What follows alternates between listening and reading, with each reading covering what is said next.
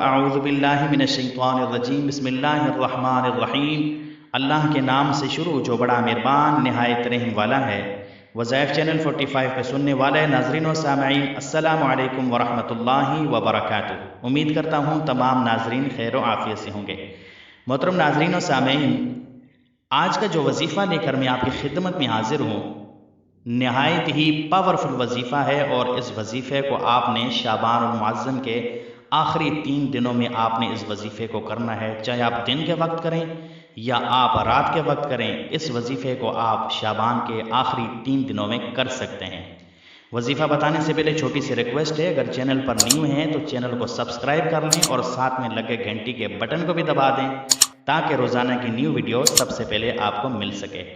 تو محترم ناظرین و سامعین، شعبان المعظم کی آخری 3 راتیں اور 3 دن عبادت کے لیے بہت اہم ہیں۔ حضرت امام جعفر صادق رضی اللہ تعالی عنہ نے فرمایا، شعبان کے آخری عشرے میں کثرت سے قرآن کریم کی تلاوت کیا کرو اور اللہ پاک سے اپنے گناہوں کی بخشش طلب کیا کرو۔ کوشش کیا کرو کہ دن کے وقت روزے میں رہو اور رات کو اللہ تبارک و تعالیٰ کی عبادت میں مصروف رہو۔ کسی نے پوچھا کہ نواسۂ رسول صلی اللہ علیہ وآلہ وسلم شعبان کا آخری عشرہ عبادت کے لیے اتنا اہم کیوں ہے؟ تو نواسۂ رسول صلی اللہ علیہ وآلہ وسلم نے فرمایا، کیونکہ شعبان کے بعد آنے والا مہینہ رمضان المبارک کا مہینہ ہوتا ہے، اور اللہ عز و جل یہ چاہتا ہے کہ جب رمضان کا مہینہ شروع ہو تو انسان کے تمام گناہ معاف ہو جائیں اور وہ پاک صاف ہو کر رمضان المبارک کے مہینے میں داخل ہو جائے۔ جو انسان شعبان کے آخری عشرے میں اللہ تعالیٰ کی عبادت کرتا ہے اور گناہوں کی معافی مانگتا ہے، اللہ عز و جل اس کے تمام گناہوں کو معاف کر دیتا ہے، اور وہ اس طرح پاک ہو کر رمضان المبارک کے مہینے میں داخل ہو جاتا ہے۔ شعبان کی آخری 3 راتیں عبادت کے لیے بہت اہم ہیں، بہت بڑی فضیلت ہے ان کی۔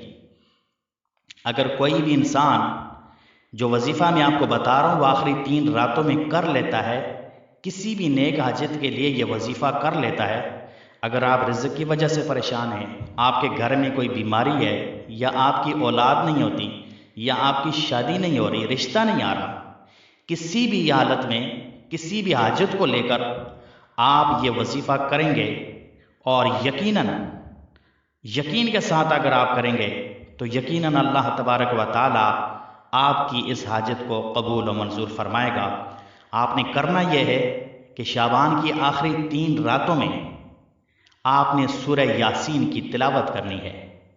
اول آخر آپ درود ابراہیمی پڑھ لیں اور درمیان میں آپ 7 مرتبہ یا 5 مرتبہ یا 3 مرتبہ، یعنی طاق میں پڑھنا ہے، آپ نے 2 مرتبہ نہیں پڑھنا ہے، 4 نہیں پڑھنا ہے، 6 نہیں پڑھنا ہے، 3 مرتبہ، 5 مرتبہ یا 7 مرتبہ آپ شعبان کی آخری 3 راتوں میں سورہ یاسین کی تلاوت کریں اور اللہ تبارک و تعالیٰ سے اپنے گناہوں کی معافی مانگ کر اللہ تعالیٰ سے آپ جو بھی مانگیں گے رب کائنات آپ کو ضرور عطا فرمائے گا۔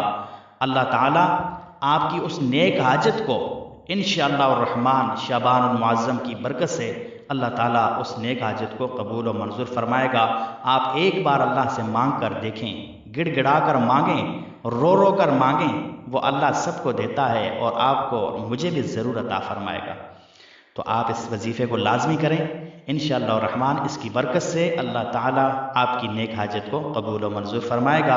امید کرتا ہوں ویڈیو اچھی لگی ہوگی، اچھی لگے تو اس کو لائک کریں، دوستوں کے ساتھ اس کو شیئر کریں، اور ملتے ہیں اگلی ویڈیو میں۔ تب تک کے لیے اجازت، السلام علیکم ورحمۃ اللہ وبرکاتہ۔